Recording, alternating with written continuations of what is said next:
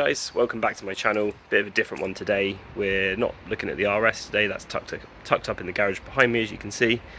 I've got this little smart car here that we use as a runaround.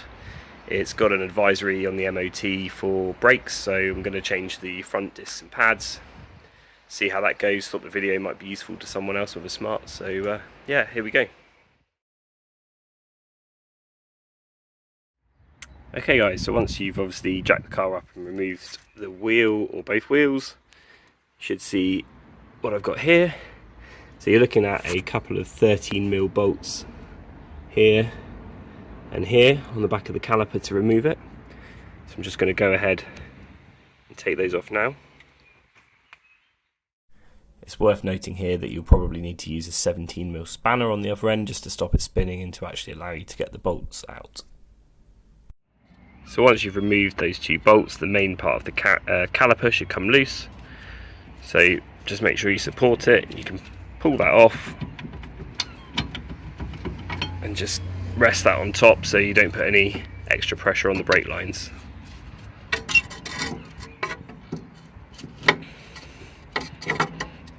To make sure it's not going to fall. There we go. Next task is to get the pads out, which you can just do there.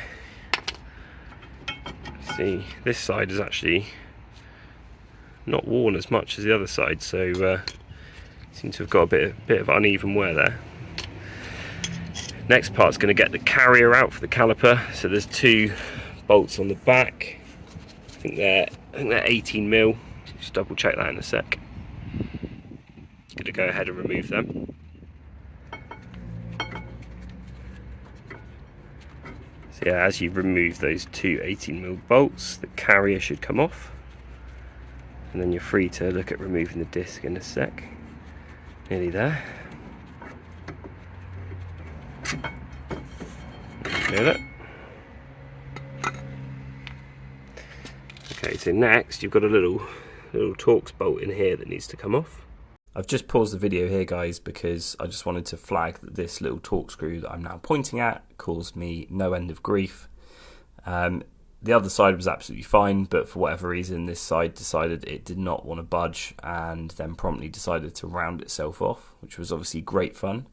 Tried a extractor tool but couldn't get it out, so ended up having to drill it out, which was a right pain. What is it they say? Every 20-minute job is one snap bolt or rounded off bolt away from a 3-day ordeal.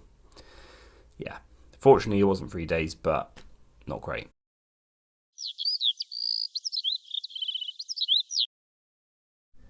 So once that little Torx screw is removed, you may need to give the disc a little whack with a rubber mallet just to get it off. So guys, obviously refitting is just a reversal of taking it apart. So as you can see here, I've just put the new disc onto the hub. I've just used a couple of the wheel nuts there just to loosely keep the disc in place and lined up properly while I put the caliper back on, which is obviously what the job of the retaining screw would normally be. So next job then is to get the carrier back on. So this is gonna bolt back up with those two big bolts, and they torque up to 115 Newton meters, I believe. I also used a little bit of blue thread lock on the bolts here just to make sure that they stay in place. So at this stage you're going to want to pop the bonnet open as follows, so that you can remove the cap from the brake fluid reservoir just in preparation for pushing the pistons back in on the calipers. A little bit fiddly to get into the bonnet on these, but it's not too bad. You can just see the brake fluid reservoir down there on the left hand side amongst all the cobwebs. Pop that cap off and leave that off for a minute until you've pushed the pistons back in.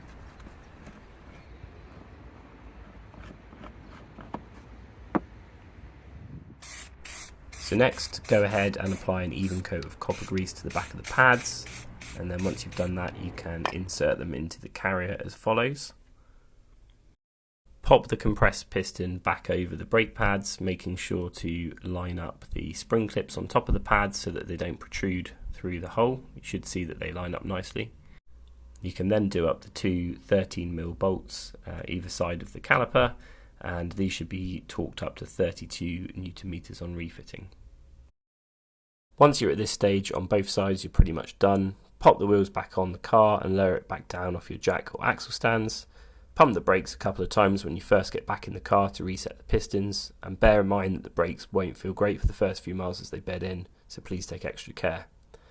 I hope you found the video useful. I'd also like to give a bit of a shout out to Evilution. It's a really useful website if you have a smart car. I've owned a couple of smarts over the years, and this website has proved useful time and time again for info and how-to guides, etc. It's well worth the small subscription, so check that out. I'll leave a link in the description.